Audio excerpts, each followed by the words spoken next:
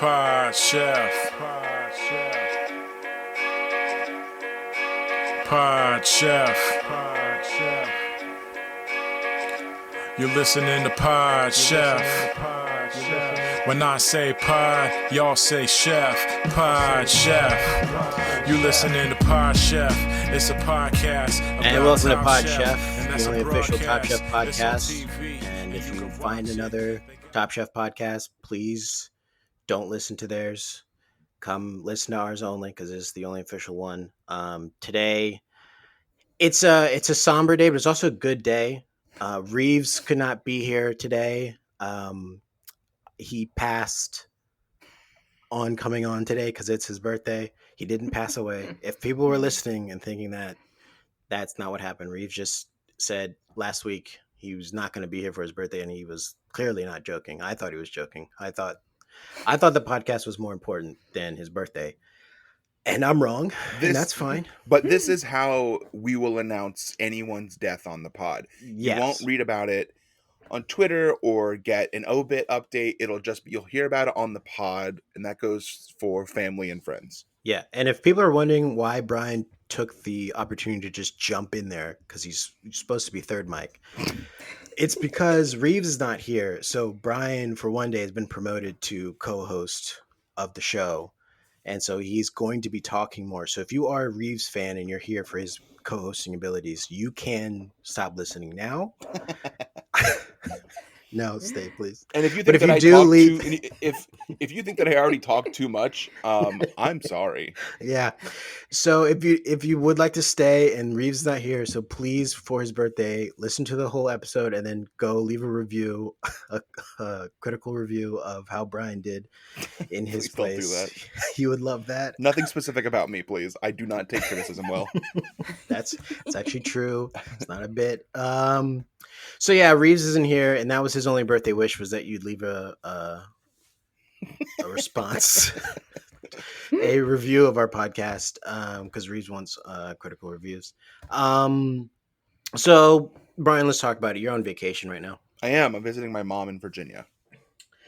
Hello, Brian's mom. Nice She's not- to meet she's you not in the again. room.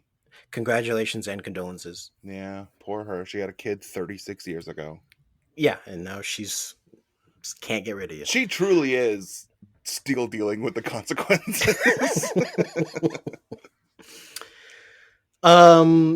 Let's introduce our special guest, actor, writer, known from Astronomy Club, Wedding Season, Beautiful People, was also in charge of Brian's sketch group for a short time. Please welcome to the show, Monique Moses.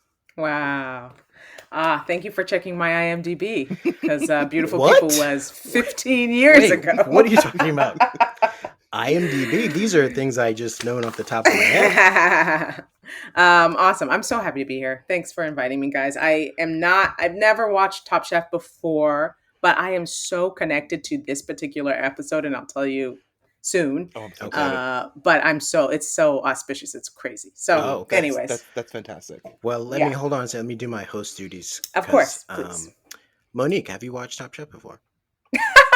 sorry. No, I have not. Okay. All right. Good. Yeah. We'll get into that more as we go through this. Brian, like you Yeah. said, he's on vacation, and this is something we talked about before we were recording, but it needs to be on the show. Brian, what happened to you today? No, so I almost died. I'm a super strong swimmer. Normally, I have apparently gotten very fat and out of shape in the last 36 years or so, Mm-hmm. and it's finally come to a head. I was in the ocean where I'm from an island, folks. I'm in my element, and I thought I'd swim out as far as I could and see what happened. And what happened was I had a panic attack in the water because I couldn't. My arms get very tired, and I legitimately almost died. I was very, very scared. I managed to will myself to touching the ground after struggling, walked back to the sand, and laid on the sand for 45 minutes until I went home, and it was very scary. And I'm not a person who's afraid of the water, and now I kind of am. Now, this is surprising to me because we went to Mexico at the same time, and we swam in cenotes, and you had little arm floaties then. No, I did not. You're lying. You're But lying. it feels like now you don't. I'm not doing improv rules on that. I'm a very strong swimmer, and I will not listen to this blasphemy about my swimming skills. Other than today, they called me Michael Phelps around here on the island that I'm from. They said, "Hey, look, there's Michael Phelps," and now I can't. I don't have the title anymore. I almost died. There was no lifeguard, and I would have died. And you would have found out on the podcast because Jamal would have announced my passing, and it would have been real. I mean, I am so glad that you didn't die. You know, we wouldn't be able to do a podcast with just one host and one guest. We would have. We would have been able to. Okay, maybe we would have. No, but if anything, I hope you take from this, one, that you're meant to be here, you know, and then two, we can swim more. We should practice, we should get out there and work on those arms. So I don't know. I think we can turn everything from a half empty cup to a full empty ocean. I mean, full cup. Yeah. Yeah. Monique, you're talking like you've had a near-death experience. Yeah, I did mention it before, didn't I? Yeah, so today I went to a place called Storm King. If you live in New York and New Jersey or the tri-state area, I'm sure you've heard of it. It's an outdoor museum. And me and my husband have been really into like going places during the weekends now that the weather's nice and we are not afraid of people and COVID. And so we went to this wonderful outdoor museum, but it was over 90 degrees today, like crazy hot. And a lot of it is, I mean, it's all outdoors. A lot of it is very spacious. It's like 500 acres. And so you're walking from these crazy installations. Well, they're not that crazy, but just you're walking from installation to installation in the heat, in the sun.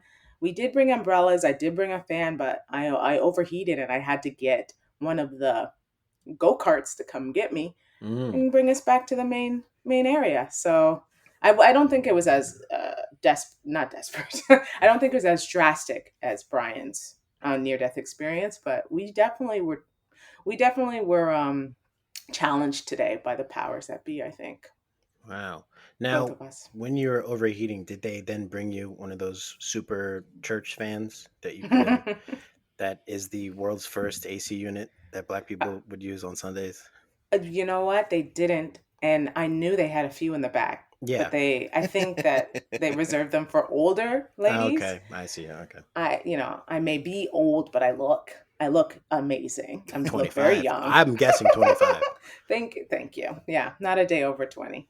So, it didn't happen for me. Okay. So both Brian and Monique had interesting days, and this is where I come up with what I did today. It's as interesting. Okay. Before I went out and drove today to the mall, I had to put air in my tires. So I kind of prevented a near-death experience in a way because it was looking low. I touched it. It was squishy. I said, "Whoa, what's going on here?" And I put air in my tire and I made the journey to and from the Springfield Town Center Mall. Wow. No problems, no issues. Could have been an issue.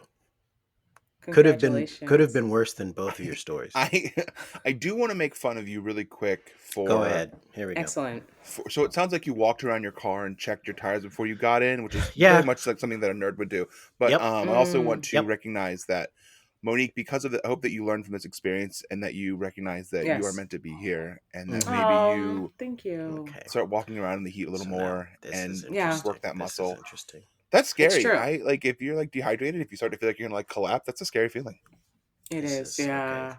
Okay. Wow. And like, I just want to say, I'm so happy that all three of us learned something today. Like, for instance, Jamal, like you, it's such a good thing that you're here because you could have had lumpy tires and been driving and then gotten some kind of crazy ass accident and died, right? There's so many cicadas. I could have hit one the wrong way. Yeah. So, yeah. So I'm glad you worked the muscle of putting air into your tires. So it's just like we're just growing. We're three people who grow. Yeah. Mm-hmm. We're growing kind of like don't transition to the episode because we have to do another segment first. I'm not transitioning to the episode. I saw the gears going. Here's the issue with having a new co-host. I'm good at it. Is that you're now trying to mess up my transitions to the next segment. I wasn't trying to transition to the episode. I was trying to transition to the segment. And now that was ruined. Reeves would never do that. I just want you to know. He would do that. No, he Reeves wouldn't. would never do that. No, he wouldn't. He would never do that. Reeves loves his mise en place, and now let's talk about chefs I prepared for you. This is a segment where we go around and we each discuss what we had for dinner last night. We present it as if we're presenting it to the judges on Top Chef. I'll go first. Chefs, I labored and presented for you. Pan-seared fajita and chipotle spice chicken breasts. And no, that was not done because I watched the episode. I ate before I watched the episode, and I was like, oh, wow, that goes together. Spicy sauteed spinach and cinnamon and pumpkin spiced mashed sweet potatoes. So Monique can't see this, but there's a picture that Jamal shared with me, and he plated the chicken Brand new sliced plates, on by the way. top of the spinach like a real fancy man. Brand new plates, by the way. I just bought Oh. those plates, and like 4 of And them they're got damaged Just in as delivery. white as they can be. They're just a nice plain white plate. You didn't buy Yeah. a plate that was fun? What are you talking? That is a fun plate. I wanted a nice professional looking plate. It's professional, but it's not fun. There's not like a peacock on it or anything. I know, but I have black plates as well, and I feel like that dims the food, whereas the white plate pops the food. And I my blackness hates me saying this, but the white plate does make the food pop in the presentation. I wish the black plate did it. But that's only because the white plate is part of a larger system of plates and cutlery. Yeah. So that it's made to Yeah. make things pop, you know? You just when I gotta was- break yeah. those conventions. And my black plates, for whatever reason, cost more. I don't know why they cost more, but I'm not going to they do the same job. They've done it longer. But yeah, that's what I had. It looks good. It was good. It was great. Oh. That sounds good. No, yeah, I am. It does look nice that you've put the chicken on the spinach. It looks professional. I try to plate it all the time, like I'm presenting it to Tom Colicchio. Ooh. All right, Brian, what'd you have? Oh, I go next. Great. Chefs, last night I prepared for you with the assistance of my dear mother. We had a freaking seafood feast. Holy crap. I pan-seared scallops in olive oil, and then I put butter in the pan, and then like scooped the butter on top of the scallops. Wow. We steamed shrimp with Old Bay, and we fried a couple scallops just to have some mixtures. We single fried oysters, which I didn't eat because they were yucky, and the whole time my mom just like has like seafood flour that she like bastes and she like coats everything in, and I kept being like, "Where's all your spices, Mom?" And and I'm gonna call her out on this episode. She doesn't listen, but I am in her house right now. All of her spices, though there were few, were expired 4 or 5 years ago at the most recent ones. And I did bring up to her that she's perpetuating the stereotype of white people not seasoning their food. I think I offended her. And then when she made barbecue chicken today, she oversalted it, and she was like, "Well, you said that I don't season my food." And now you got your mom in her head. Yeah. But it was good. We had a nice seafood feast. We got them from Ray's Shanty. Got fresh seafood from there, and also got some coleslaw and whole hush puppies in there. We didn't make those. We'd also like to give a shout out to Ray's Shanty, the sponsor of this week's episode. Ray's Shanty. It's a big green shack on the way to Shingatig Island, Virginia. It looks like a warehouse, but they have seafood in it. I think I've been there actually. It's like a bunch of trees are behind it, and it's like a gravel parking lot. Maybe. It's just like, everything's like oyster shell parking lot, like white. It's right oyster off shell. the road though, right? Yeah, it's like right as you're right heading off towards the road. Shingatig. It's like right there on the left. Yeah, I think I've been there. Not good food. I had an iffy dessert there, and it sent me to the office, if you know what I mean. The Lou. The dessert tasted like bleach, and I don't know if they spiked it or not, but I was like, I took one bite, and I was like, this is not vanilla. Oh, And dear. my stomach immediately was like, yeah, we need to have a talk. dang. But From the our food was good friends at outside of Ray's that. Shanty. What's that? I said from our friends at Ray's Yeah, Shanty. from our friends at Racing. Thank you for sponsoring the episode this week. Yeah. All right, so you had a feast. Yeah. Did you guys have any vegetables? Coleslaw is vegetable. Okay, good. Just want to get that in there. Make sure. Yeah. Oh, and we everything's had there. Agree. we also had corn on the cob, which we didn't Okay. cook on the grill because the grill was really rusted. We boiled it, and Well, that's some good flavor you're missing my then. mom put like a half a cup of sugar in it, and she was like, "This is what you're supposed to do." And I was like, "It's already very sweet. It's corn." All right. I'm dragging my mom, and I feel real bad. She's great, and it was a great meal, but it was very sweet corn. Okay. All right. Monique, what did you have? Well, I feel a little bit like I'm cheating because I do a thing called Blue Apron. I'm sure you've heard of it. I'm sure the pod has been Mm-hmm. sponsored by it. Yep. But last night we ate this amazing thing, Calabrian shrimp and pancetta pasta with asparagus and lemon ricotta. Holy Ooh. crap. That's what I'm saying. Yep. And it literally was a full, amazingly plated meal. Let me try to. I've never watched Top Chef, and so this is going to sound a bit accurate. Mm-hmm. But yes, it was. What we did was we delightfully fried the shrimp. But first, of course, put a hot Calabrian spice all over it. Wow. And yes, a dried spice. It really brings out the flavors of that part of the world, which I believe to be Italy. And while that was happening, we sauteed some pancetta, right? Put those two delicious meats together into a pasta. Or a pasta, you might say, depending on what part of the country you're from. And then on the side, we had this amazing lemon ricotta spread that we put sauteed asparagus on top, some diced almonds, and some lemon juice Ooh, in diced order almonds. to create. Actually, it wasn't diced, slivered. What are those? Sliced?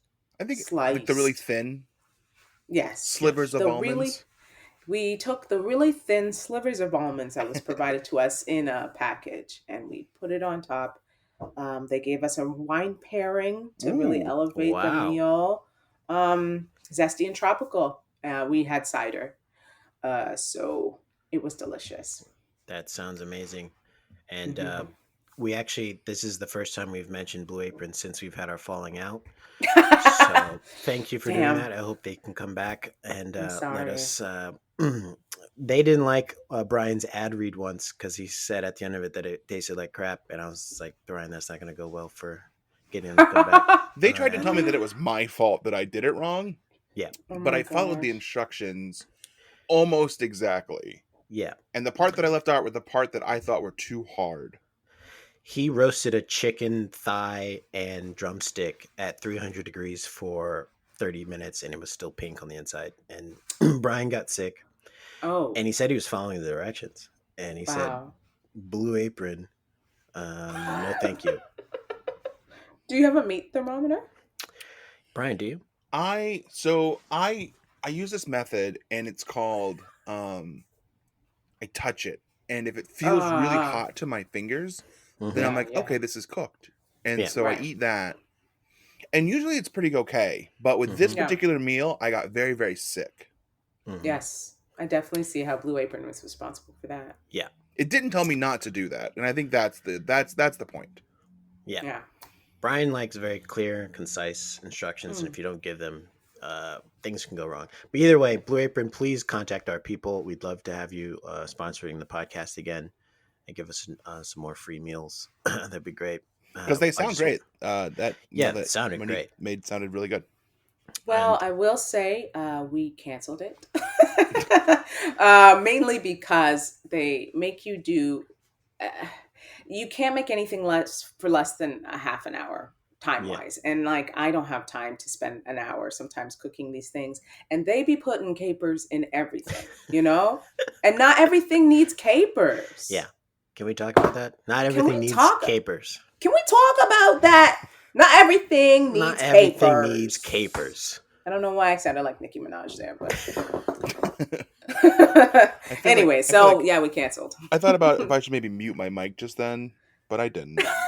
Oh no.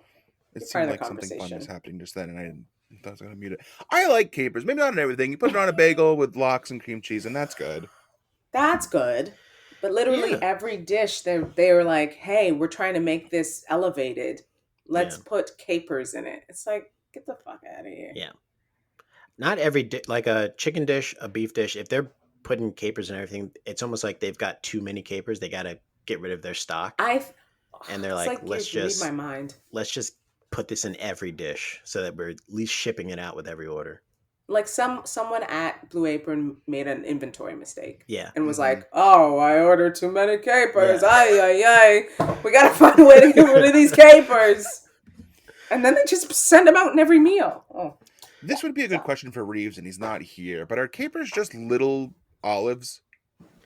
Because he does eat capers with every meal. So this would have been great because he elevates all of his meals. He puts capers on broccoli. Dang. Oh, So, no.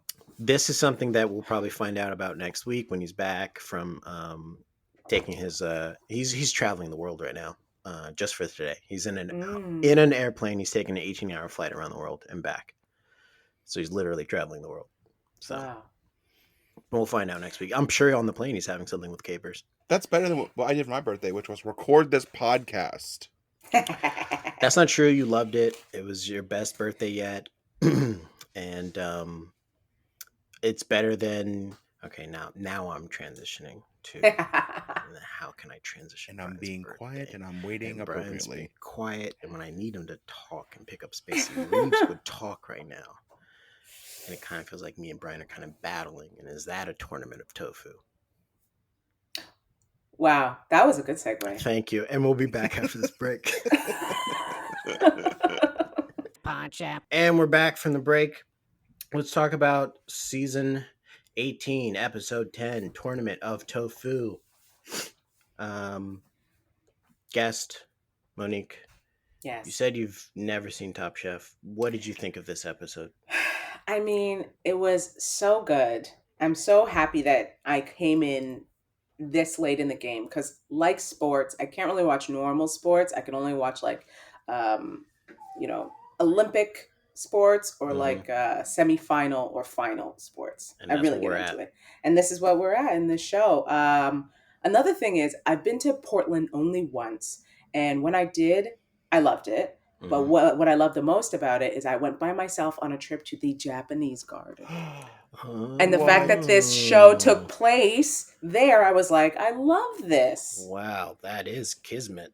Yeah, so this was really great. And then Dawn, we'll get into it, but oh my goodness, okay. Yeah.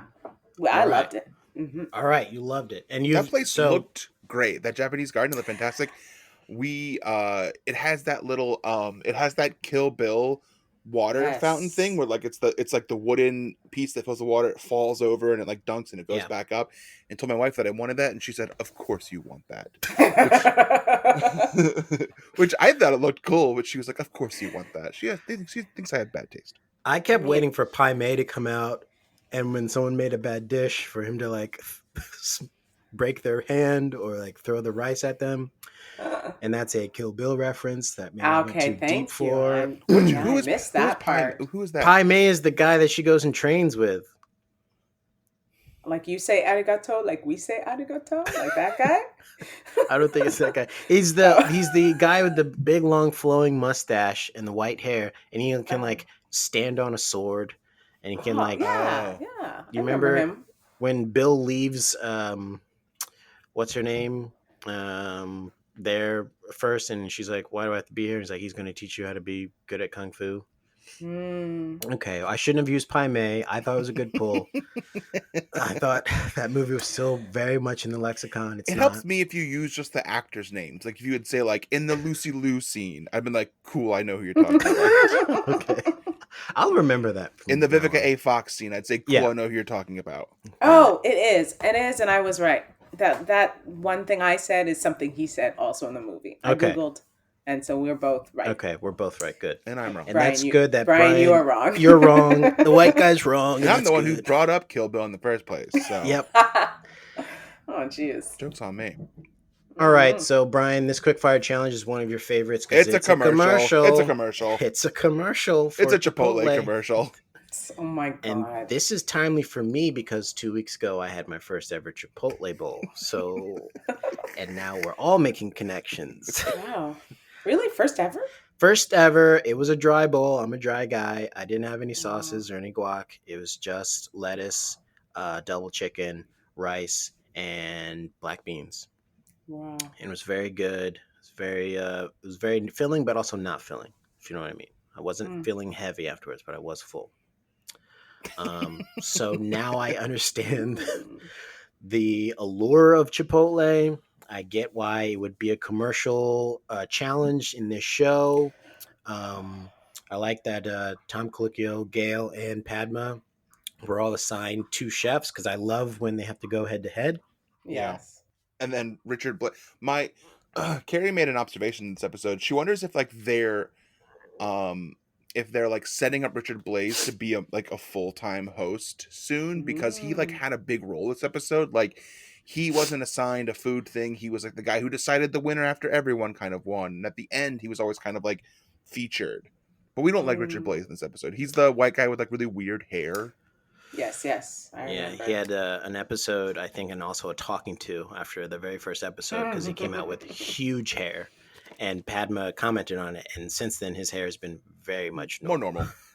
Well, one thing I did notice that I really loved about the show compared to other competition shows I watch is that everyone's kind of on the same level when it comes to how they interact with each other. Like, no one, except the chefs, give respect to the judges and Yes. other like guest chefs, but like to each other, everyone's hyping each other up, and it's like they realize that it's their food that's going to make the difference, not like if I'm friends with you or not. I mean, that's why I'm Yes. friends with everybody, because they can't help who the judges are going to pick. It's the Yes. food that speaks. That said, I did notice Maria say something about like why her thing wasn't spicy enough, and she was Mhm. like, "I didn't want to kill Richard" or something like that. And it's like, can you talk to a judge like that? But I guess you can, because he seems like a weak individual that everyone recognizes to be that way. And so now Monique has brought out that Maria is problematic with the way she talks to people. Oh, is that okay? This I is thought something that I've too. brought up in the past because Yeah, for sure. on Okay. more than one occasion she's referenced one of the black contestants who's not on the show anymore by calling him "attaboy." Oh. And Yeah. tried to bring it up, and Reeves and Brian were both like, I don't see what the big deal is. Tried to say, like, look, I'm telling you, this is like one of the things, if you don't stop it now, it's just going to escalate. And now it's escalating Yeah. to the judges. So, yeah, Yeah. I'm glad that you noticed and picked up on that. She was mad that she lost to Shota. And let's just talk about that. She did Yeah. lose to Shota, and Shota admitted that he's just copying her technique. And give me a second because we're going to play a clip. Black bean tortilla with serrano, with fried avocado and fresh corn avocado salsa. This is a hard one. I love your tortilla. Thank you. And Shoda, I'm so surprised because of the spice level. My scalp is itching slightly. And I'm gonna go with Shoda. That's okay. Maria, I didn't find yours that spicy. I didn't want to kill Richard. You got to get past Padma to get to Richard. Yes, that's true. Very pissed off. I was expecting to win this quick fire. So anytime someone receives bad news and immediately says that's okay, it's almost like they're talking to themselves. Because she was clearly upset, visibly upset that she lost to Shota. And Shota had admitted earlier, he's like, I'm just using the techniques I've stolen from Maria. Yeah. And he beat her with it. Which I'm sure, looking back on this, she's probably like, dang it, he's just using my techniques and he beat me. Was Yeah. it in this point? I feel like I updated this doc and it's not here now, but he said that, like, no, that was the next thing when they face each other again. Yeah. I mean, Jamal doesn't like Maria, and he has his Go right. ahead. Careful. He Go ahead. has his right to do that. Mm. I think she's a very fun TV personality. She she speaks back to the judges. She like speaks her mind all the time to the judges. It's very funny. I think she clearly thought she was going to win this. It was the Chipotle challenge. She's been like cooking Spanish flavors the entire show. The entire show she's been cooking Chipotle. And The entire show. The entire show. Well, that seems like you can't say that. Oh, I can say it. Okay. Oh, I don't know. Maria's, she's listening. She Hey, might be Maria, kind come on the of show. offended. Come on the show if you're Oh, offended. I'd We'd love to have Maria you. on the show. Should be a lot of fun. We also want to thank Chipotle for sponsoring this episode. Excellent. Our friends at Chipotle. Yeah. Because corporations can be depended on. Mm-hmm. This, yeah, I mean, this, yeah, that's what happens. She saying that's okay. Like Pat McClure was like, didn't want to get beat up by her. Like she was just like, Maria, like I'm sorry, like I gotta do this, okay? I like Shoda's, and she's like, that's okay, and then she like cracked her knuckles, like That's Yeah. so funny. just you wait. I I feel don't know like if- if I was on the show, I would be like Maria. I would be like very competitive and not be able to hide any of my feelings. Well, they'd keep So- you on the show. Would they? Yeah. Yeah, that's good Yeah. ratings. That's good Mhm. ratings. One of the things, Reeves not here, and I'll speak for him. He hates the fact that everyone's nice on the show this season. He wants more drama. interesting. So anyone who would be super competitive would be great for the show, and they would absolutely keep you on into the later rounds. Keeps people coming back. They want to know, man, what's Monique going to say this week? What's she going to do this week? I just felt like Top Chef was more. It was more geared toward people who are foodies and care about learning about techniques and about new types of foods and cuisines versus other competition shows, which are really about the drama. But again, I'm coming in. What is this, season 18? Yeah. Mhm. Yeah, I'm sure this is maybe totally different than other seasons, or I don't know. But I don't know. I was like, this is a refreshing kind of in a way. It might also be that they're nicer to each other because they are in a bubble. Like they had Definitely they had to each film other. together during Yeah, COVID, yeah. so They're all Oh, like scared. yeah. But I a lot of Yeah. was gonna say, like, it seems like the show's kind of naturally going that way overall. Like early on, the seasons are like everyone hates each other. There's like verbal yell. Everyone's like fighting and yelling and cussing at each other. And now it's That's like, cool, crazy. yeah, we're all good chefs. Let's just like do this. Plus, the Great British Baking Show of it all. Like people like that now. Like Yeah. Reeves doesn't like the season. I like the season. Like the season that people are helping each other. It's also the most diverse cast by a mile that this show has I ever was had. shocked. And Shocked. it's working for me. I mean, like, I have we're living through a pandemic, people. I like to watch TV that's nice, and this is nice Yeah. TV. Me too. and we want to thank Nice TV for sponsoring this week's episode. Dawn wins the quickfire challenge. She makes wood-fired pork loin with crispy onions and poblano avocado puree. She wins $10,000 before taxes. And this is the gosh. second quickfire in a row she's won. So congratulations on winning $6,500, Dawn, Nice. after the government gets its cut. Mm. I noted this earlier, but Ah. it seems like she's getting the like edit. Or no, I noted it for later, but I'll talk about it now. She's getting the edit of like the chef that's learning and taking the notes from the judges and getting better. And like Mhm. early on, I was like, oh, she's out of here, because early on she didn't finish 2 dishes and she's kind of struggled with that stuff. But now Yeah. she's like, Oh. I could see her easily be top 3 and Yeah. like be okay with that. She's really like Yeah. shown up, and she's like a former Olympian, and we learned that her brother's also an Olympian. Like Yeah. that Yeah. family has genes, man. Like now she's like Yeah. cooking. They can Talent. do it all. Yeah. I So, really yeah. liked Dawn. I thought she was great. Sorry. Go ahead. No, Continue no, to your go ahead. segue. I was just saying she did in the first 2 episodes like scare a lot of people because she didn't finish 2 challenges by putting food on plates in the first 2 I thought she was going to go home. And then in Restaurant Wars, she had the first dish, and similar to how she handles the last dish here, she had her components, but like didn't actually like know what she was going to cook until like the last minute. Yeah. Mm. It seems to be working for her because they love that dish too. Yeah, Yeah. that comes back in this elimination challenge when she didn't know what she was going to make for dessert. And it seems And like Brian's going to be very fired up about that. We'll talk about that when we get yeah, to talking that. about that. But she comes from a family that they're Olympians and they probably compete in tournaments all the time, so it's almost like a tournament of tofu. And there's my transition. Okay, Wow. not as good as mine. Also the exact same thing as yours. Not as good. Also, that's probably why I didn't hit as well because it was the exact same Yeah. thing I did. So Yeah. this is Well, it was a why callback. Brian It was is a callback. normally third chair, It was a callback. and now Monique's seeing why he's third chair. Oh, I wouldn't say I'm seeing it. I'm just saying there's an energy around what you're used to doing, and then a new thing that you're doing, and you're still moving into that energy. I like I'm just what happy you're doing. here. I'm happy you're here, Brian. I like what I'm doing. I like what I bring to the table. It's different.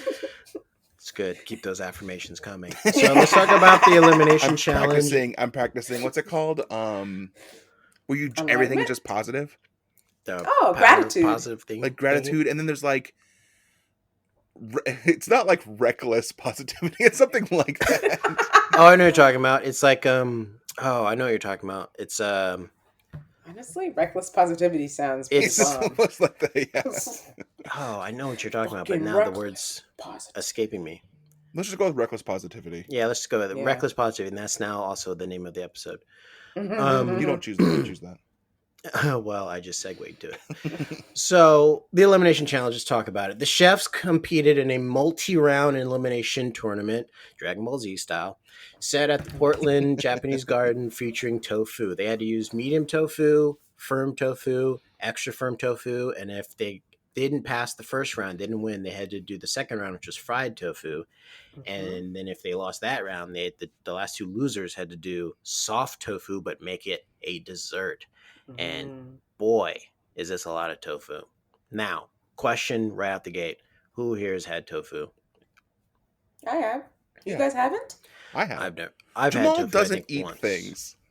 That's not true. I eat things. You're like I a picky eater. I do. I will admit I do have the palate of like a 21-year-old My college age. student. Yes. I can't eat sauces really. I can't eat like condiments really. It's like just the ingredient needs to be itself, and then I'll eat it. I'll be So fine you've with never had tofu. it. See, I don't want to say never. I've tasted tofu.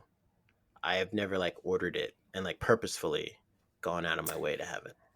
Yeah, maybe you just need to go to a vegan restaurant or Oh, I've been. some restaurant. Oh, okay. Well, some I- restaurant that really like is trying to make tofu a A thing, delicacy. yeah. So that you get the good flavors. The proper preparation went out of it. Exactly. So when I go to vegan restaurants, I look for that avocado pasta. Ooh. Excellent. Those zoodles and that Yeah. avocado pasta.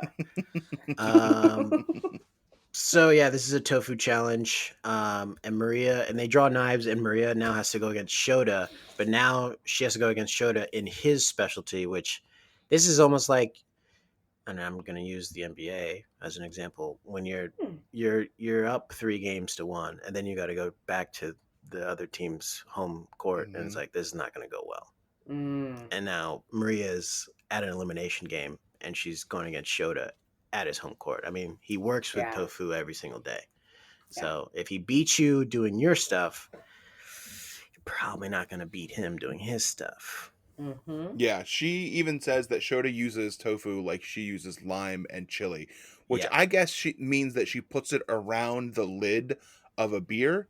And so he puts like tofu around the like the rim of a beer drink to have like a sake drink. Yeah, I guess so. But what's it? It's called like a chili. When they put like chili and lime around like a beer, and you drink that. I'm talking about. I know exactly what you're talking. What is that called? We're doing so bad on what things are called. But and there's is this just the so Reeves much effect? You're missing your second. Yeah, in command, he usually so- looks up everything. He's got a photographic memory. Michelada. Yes. Is that it? Yes. Michelada. Yes. Here's the thing. We are inundated with information every day, like much more than ever before. How do you expect me to remember everything? Yeah. I think at this point, what you need to remember is how to use Google. Yeah. And if you forget that, you're fucked. You're in But trouble. other than that, don't come to me and be like, you don't remember A, B, and C from whatever college or high school. It's like, no, of course I don't. I'm on TikTok 4 hours a day. Yeah. Like I remember what I just saw on TikTok. Yeah. Let me live, Anyway, so don't feel bad. I'm holding out for the day where life is like Cyberpunk, where I can literally put RAM in my brain and memorize like this. everything that's happening. I can just put in a new USB stick and be like, oh, I know this stuff now. Yeah. And that'll help. It's happening. Yeah, because I smoke a lot of weed too, and it's just like I'm just losing it all. It's all going away so fast. Yeah. The last year has been a haze for me. Or she could also mean that Shota puts tofu in a little bag with mango. She could mean that too. And because I got one of those. We were leaving New York and they were selling it on the street, and I was like, yes, please. I haven't had this in so long, and I bought the So mango with the good. chili and the lime. And it's so It's good. so good. It's so good. I That's- only eat hot mangoes with hot sauce now because really? of that. I never would before, but it's so good. It's so good. It's really, really good. It's one of those things that I didn't know existed until I moved to New York, and I was like, oh, there's this stuff, and it's very good. And it's one of those things where you're like, why would I buy a bag of fruit from a woman on the corner? No, but you have to run to your class or your rehearsal, and there's nothing to eat around you, so that's what you get. And then the next thing you know, your favorite food is in your mouth. And I want everyone to know I've been to New York too. I haven't partaken in a lot of the street food, but I have been there a lot. Jamal, where are you? Where I thought I'm you in were. DC. I'm in DC. Okay. But I have been into New York a lot. I know how to traverse the subway. I know when I look like a New Yorker when I'm there. Yeah. I just don't get the references you guys are using right now. They're very specific and really like making me feel like I'm not a New Yorker at all. This is fun because me and Jamal can be like black, blackity, black, black, Yeah. and then me and Brian can be like New York and New York, New York, Yeah. New York, Yeah. New York. And Brian, It'll be don't fun. say New York that quickly. Yeah. And then normally I have Reeves here, and him and I can do white man stuff, but he's not here, so it's just me. Yeah. So it's just me, and I'm, polo shirt. Polo shirt. So Doesn't they hit, it's different when you're by yourself.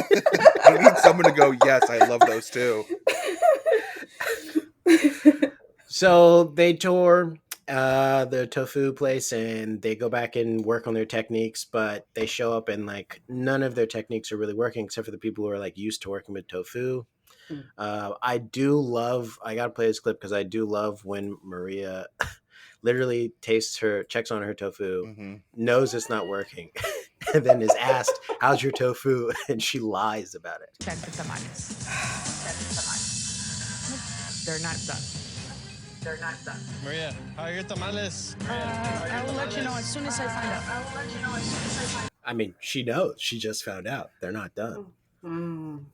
She knows they're not looking good. She also, before she got to that point of like actually making them into tamales, when she made like the first thing, she tasted it and she was like, no, that's gross, and threw all of it away. And we love food waste on this show. Yeah. We love food waste. We promote food waste on Pod Chef. And if something's gross, throw it away. Don't you gotta eat it, throw it away. We don't gotta eat it. Throw it She away. purposely asked for all of that stuff too from the tofu place. She was like, oh, I'm gonna make a tamale out of this. I thought it was cool. I learned a lot from this episode because when I buy did tofu, too. I buy extra firm tofu because all I know is like I want this to be like meat. It's like I want it to Yes. pretend that it has like the texture of meat, but I didn't know. I was like, why would anyone buy soft tofu? And now I know. Yeah. And now you know. You You could do a make a dessert. scramble, tofu scramble. You could do a dessert. There's lots to do. The variety. It's almost like I there's don't- No, go ahead. few ideas for Brian. I do like that. You do? Okay, good. That's Yeah. a t-shirt. We'll make that a t-shirt. Tofu. Yep. What did you have, Monique, before I had to set that No, in? no, I think I shouldn't talk about it right now because you're going in order. But I will say that you said she lied about it, and we're on the same page with Maria. I feel you. Like I agree with you. But at the same time, I like professionalism in my chefs, and I feel like answering like my food went bad or I'm fucked. Like no, That's true. girl, she's just like, okay, I gotta cut the check, keep it moving. And I'm a professional, so Yeah. I liked that she said that, and she That's- kind of did that later too in the judging, but we'll get to that there. Yeah, so let's not. I'll take that back. She didn't lie. I'll redact that. I'll redact that. She just didn't tell the full truth about what was going on with her tamale Yes, in the moment yes. to save herself, right, so she right, can right. continue and press on. Let's see. I like the fact that the judges literally have a dojo. They go to the dojo to literally talk about which dish they like the most. And And Mo, you've been to this spot. So when you were there, did you get to do this? Did you get to present Oh. food to people sitting in a dojo? They do it between like 12 and 1 p.m. every Lunchtime. day. Lunchtime. Lunchtime. Mm-hmm. Yeah. Mm-hmm. So I got there at 3, so I Oh. missed it. They had if they did it, they put the chairs away and they folded up the tables, like everything was gone, so I really missed it. But I think they do it. I think it happens. And so you missed Pai Mei getting his rice at noon, I did, yes. and whether or not it was cooked right or not. Right. Man. But I do like that they have a dojo, and it gets to the point where they keep tying in their judging of the dishes, I think on purpose, so they Yeah. can go like, let's go to the dojo. Just have an odd number of judges. Like, this is the I hate when like reality TV is like too produced and like obvious that's what you're doing. Like, I get it, you want it to look like cool TV and be better, but like if you have 11 or 9, like make someone sit down. Like, Yeah. go tell one of the judges to sit down, or they could be like, I don't know, like, or have someone be the tiebreaker. It's just like, we have to deliberate this. And it's like, okay, if it happens once, that's fun. If it happens twice, that's too much, and now I'm taken out of it because it's fake. Yeah. And I was upset that they were doing it, and I was like, oh, this is kind of lame. Until Byron gets his ass kicked twice, and I'm like, oh, I guess it's better than that happening. Like, that didn't make for good TV for me either. When he lost twice 9-1, I was like, fuck, that sucks. Yeah. Yeah, and this is tough because Byron was Brian's last person on his Top Chef fantasy team. And so now Brian, spoiler, has no one else left. I was going to lose anyway. There was no way I was going to win. Yeah, he was going to lose anyways. Wow. But this was a tough episode, and then 2-part Last Chance Kitchen for Brian. Yeah. This we can get to Maria on this. I thought this was fantastic. Monique doesn't know this, but multiple times throughout this season, Maria has been given notes that she serves too much food. They'll tell her that her servings are too big. They'll say, like, who is this for? This is too big. And so this time she serves her previously made tamales, which are now just like crumbled up foods. And I think Jamal has the clip here if we want to play it. But Tom calls her out on it, and then she throws it back at his fucking face. Oh, I don't have that clip. Oh, you don't? I thought that was maybe not. No. Yeah, so he's like, I thought you were doing tamales. And she's like, no, I broke it up because I didn't want to give you too much. Fuck. That was such a burn. See, I kind of came in late. Like, I don't know that that's a burn and that she had a reputation for that. To me, I thought she was just being like professional in that sense of like, I'm not going to tell you why I messed up or that I messed up. I'm going to come up with a reason that fits, and hopefully you won't even like challenge it. But yeah, that's a real burn. I didn't even realize. I think she did it in a professional way though. Like, I think she did it like she answered him like shutting him down in a professional way. She's like, wow. Oh, well, you tell me that I served too much food, so here's less food. I don't want to give you too much. And then Tom went to the dojo and was like, I didn't like her food. I thought the mole was crap. Why was Tom wearing like a cowboy hat? He's what is that? Doing some fun stuff with his looks this season. Tom's just having fun. Yeah. He was wearing like a beanie, like a hipster Portland beanie in one episode where it's like pulled back really far in his head. Yep. Some big, early on they're wearing like chunky knit sweaters and like big scarves. They're having a good time in Portland. Like, he said one thing to Don, I can't remember about what it was for, but he was like, something lives in your head rent free. And I'm like, you don't get to say that. Like, that's what Gen Z says. Take your fucking cowboy hat and get away. Well, Tom told us that is actually a writer on the show told him to say that. Oh, really? And they hired young writers. They hired young writers, and the writer said, we can give this line to Tom. And Tom tried it like 10 times before he got it right. Yeah. And they said, okay, let's do this take. Whatever, we got it, I think. He was like, at one point, he's just like, free rent here, everybody. Tom was like, Tom was like, but why would I say this? Because I have money, and why would I want people to have free rent? Because then it makes it unfair. Why am I working so hard if other people aren't paying rent? Yeah, And Tom they're said, like, I "No, also own property, so I'm losing money if people are living rent free. Like he been in a whole tirade He did about not get it. Oh gosh, it. that's So let's very talk about something else that happened to Dawn. She cut her finger. funny. Dawn cut her finger and bled into 2 of the dishes. the mandolin is a death trap. It that, really is. That slicer machine is a death trap. That's what always gets everyone. Like if you're gonna cut your finger in Top Chef, it's on that freaking mandolin. And I cut my finger during the pandemic, reaching into my drawer without looking, and the potato peeler took a chunk out of my index finger. That's also a death trap. The potato peeler. Yeah, and so now I no longer blindly reach into drawers.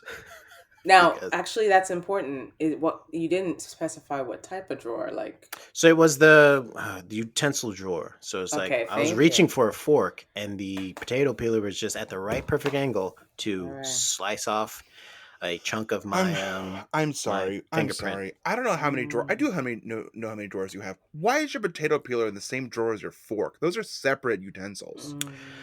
Well, because I use it so often, and I use it with a fork when I'm using potatoes, that it feels natural to be right there in that drawer next to the measuring cups and the big spoon for my sweet potatoes coffee that I stir in the morning. So I use it so often. I said, well, I'll put it in the drawer where I go often. That makes sense. Items. Okay. Like I know you said potato peeler, so I assumed, of course, you meant like cutlery or some type of, kitchen drawer. But if it was a different type of drawer, I'd be like, that's weird, super weird. Yeah. So you gotta get those potato peelers out of your sock drawers. I don't know. I had to say that joke. Is that bad? No. Let's keep that in. We'll keep that in. No, I don't cut much. Okay. Good. Yeah, well, now they put potato peeler. When you go to the store to buy a potato peeler, you have to like press a button, and someone's come get it from behind glass for you because so many kids are hurting themselves with them, right? It's a weapon now. Yeah. Wow. I stand outside sometimes and I hear people like, "Yo, boy, I'll shave you." They do that to you? Wow. Yeah, they're like, I'm like in my driveway, and they're like, "What you looking at? You want to get shaved?" I'm like, "Yeah, man, I'm just out here looking at cicadas, minding my business." So there's a lot of potato gangs out there. Yeah, that have to do like the initiation. They have to peel a potato and then peel a human and then switch. They got to bring the strips to prove that they did it back at gang initiation, and then they get peeled. And like exactly, the more peels you have on your cheek, the more people you've roasted. Well, it's a peel in, peel out situation too. It's a peel in, peel out. I mean, I've never wanted to do violent things, but I have to say it sounds a bit appealing. And we should keep that in. I'm sorry. I'm having a lot of fun, you guys. Thanks. This is what we do. We have fun. Yeah, this is what we do. We get lots of good reviews, and I'd read them if we got new ones. Remember, guys, it's Reese's birthday wish that you leave us good reviews. You know that we read them on the podcast, even when it's weird to do it. So please give us. We like this is all I got, folks. Even when we have a meeting before the podcast and say we will not read the review on the podcast, Brian still goes, "Well, now I feel like we got to read the review on the podcast." It was a lot of fun. I also, as someone who is married to a vegetarian, when they like cook all the tofu stuff in with other proteins and in like the meat and sauce of other food, other like animal products, I'm like, well, this defeats the purpose of what tofu is supposed to do. But not really, I guess. That's just like that's the way that I come at tofu. So it was like, it's different for me. Like when for one, if you've ever ordered mapo tofu, it's full of pork, but it doesn't say it in the dish. It's just like, this is a tofu dish. And no, it's all pork. Oh, I didn't know Mapo is Thai, right? It's Cantonese. Well, right? It's Chinese dish. Wow, cool. But yeah, you're right. Yeah. So that's just me. Whenever they're doing like, this is cooked in pork, I'm like, well, that's not what you're supposed to do. But that's just my like reference point of tofu. Yeah. And that's why I think it tastes gross a lot. Well, I love a lot of Japanese food, and I eat a lot of miso soups. And Yes. it comes, Yes. there's tofu in that. So Mhm. that's where I get most of my tofu. Now, if I'm remembering correctly, the one time I had miso, I found it a little too salty Yeah, it's a for my pretty salty taste. soup. It's basically like you're drinking. It's basically like a seawater soup. Yeah, it was too Yeah. much for me. It tastes very good. I wonder if it tastes good with blood in it because Dawn had to clear out 2 dishes Oh, because she man. bled into 2 of the dishes and then she didn't finish one of the plates, which is a shame because it forced her to then have to be in the 3rd round with Byron Yeah. and come up with a dish on the fly with Mm-hmm. super soft tofu. And Brian, I'm going to give you the floor. I know you feel a certain way about this, so why don't you just go ahead and talk to us about how this made you feel with her dish that she quote unquote improvised on the spot. Yeah, you do it improv. I do want to quickly say that Dawn's like fake Nashville hot chicken with the tofu that she served looked awesome. With that with the sauce, which again was like another buttermilk ranch, which she did like buttermilk last week, which looked great.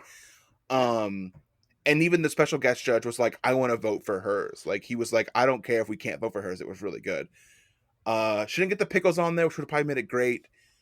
Then we get to the final, the dessert course. It's her versus Byron, and Byron has a full thought out idea, which on a rewatch of this episode, I watched it twice. That's how I know it so well, front and back.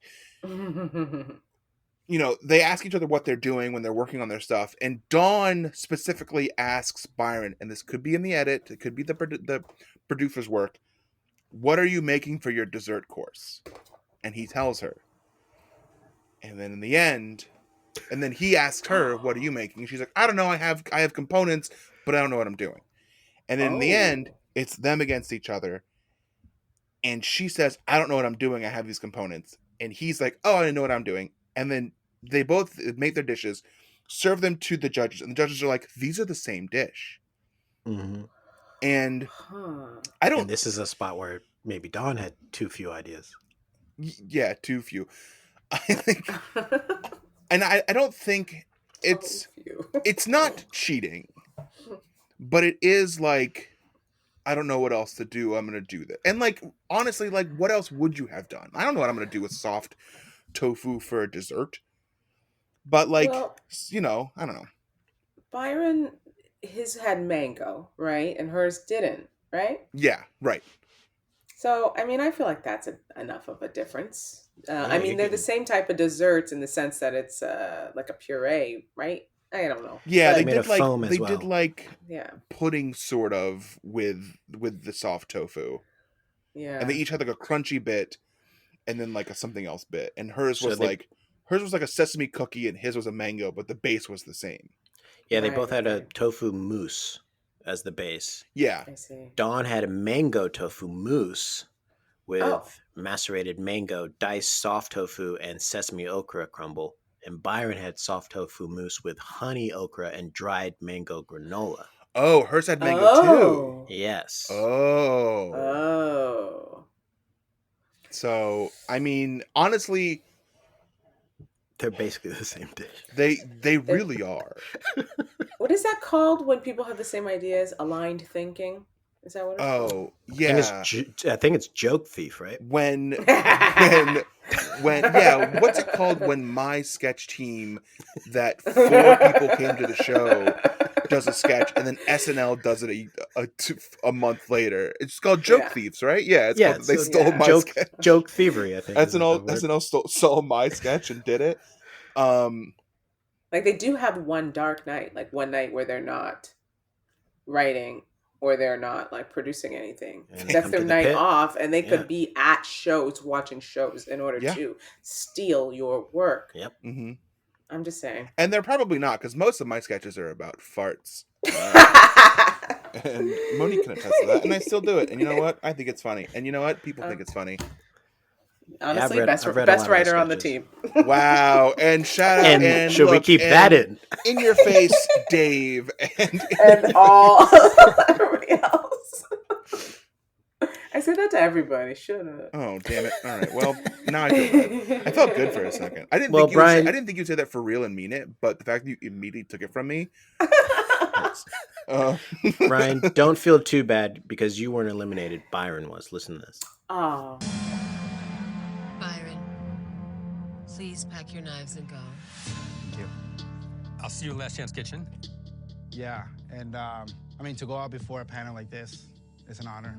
To have somebody from Costa Rica to come here and have that opportunity, that to me, I feel like a top chef with that.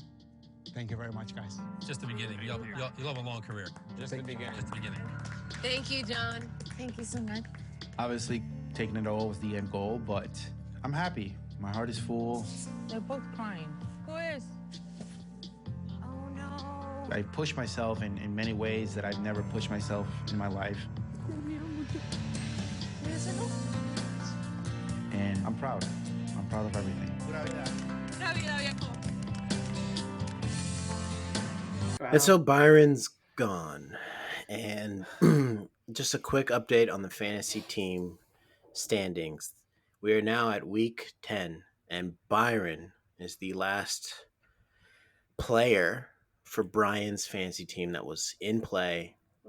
He technically won one of the Last Chance Kitchens, but then was eliminated.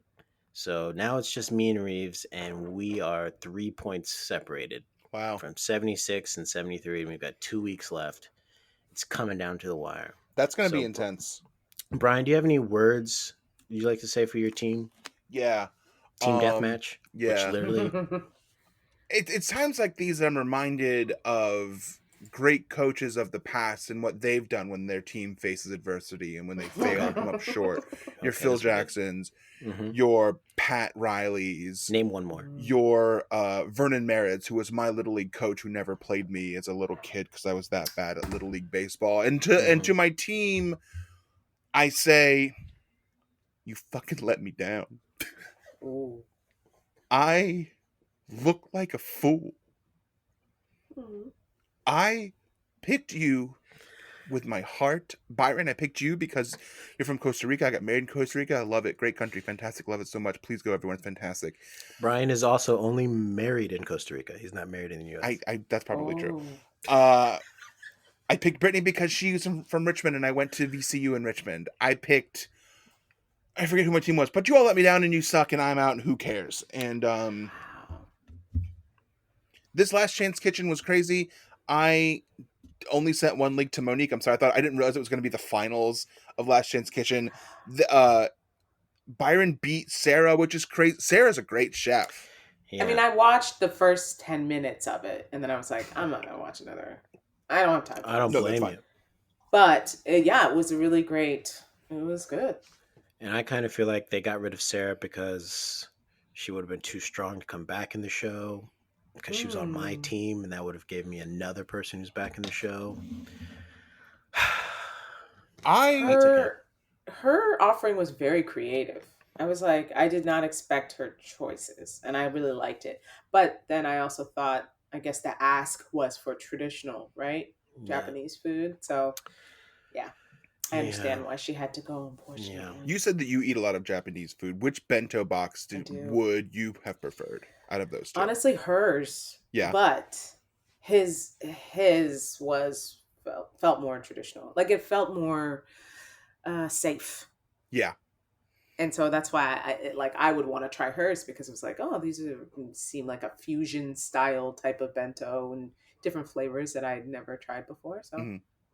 but, yeah. Tom did say that her green tea rice tasted like just watery rice because she poured green tea over rice, and like rice That's is crazy. on Top Chef. Like rice will get you fucked up. Like rice when your rice is bad, they're like, you aren't a chef, and they want to send you home immediately. Like, so hers might have been better, but if she fucked that rice up, they're gonna send her home, which was crazy because she's a great chef.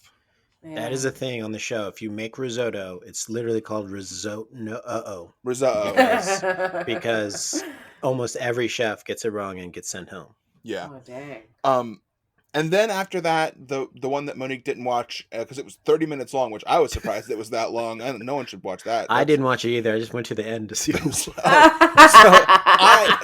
I'll tell you guys what they did.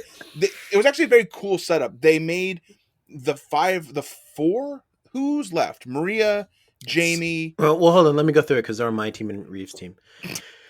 So Gabe, Jamie, Dawn, and Maria and Shota. Okay. They made the final 5. Take a basket, go collect 10 ingredients each, come back. Byron had to pick the 3 baskets he wanted to cook with, and then he had to compete one-on-one with the person who picked that basket. And he, in great fashion, he lost to Gabe. He had to beat 2 out of 3. He lost to Gabe, beat Maria, all doing Spanish flavors, which is in their wheelhouse. Then he said that Jamie's box looked like it was the easiest box to cook with, And but hers was can like... I just say, my girl got angry. Jamie's who I picked to win the whole thing. Yeah, she got very upset. And she got upset. She and took said, it personal. Oh, really? She took it personal, and then she Like Michael beat Jordan, his ass. she And took it personal. Yes, she took it personally, and Nice.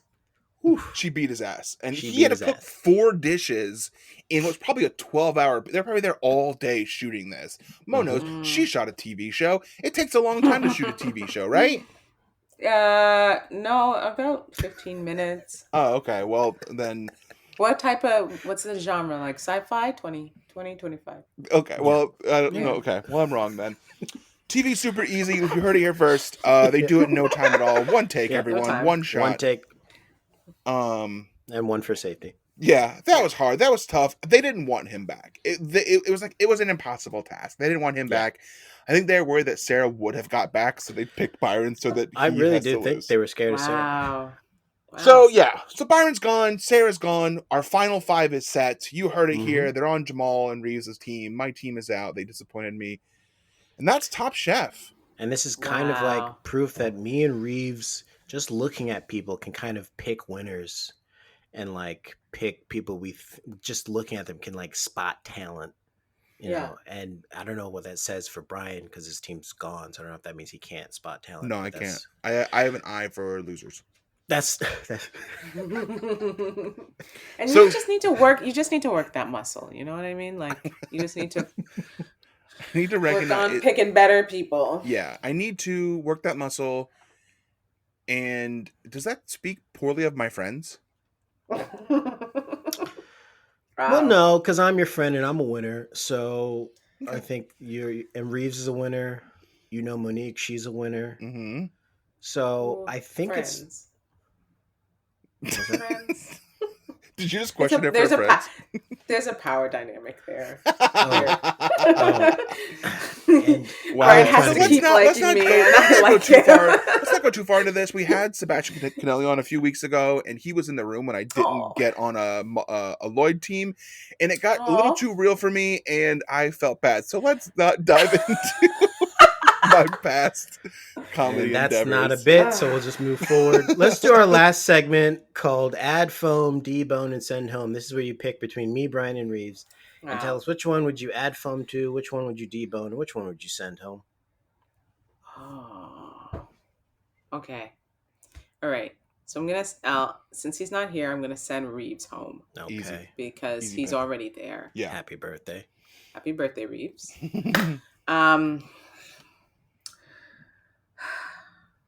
Jamal, I'm going to debone you.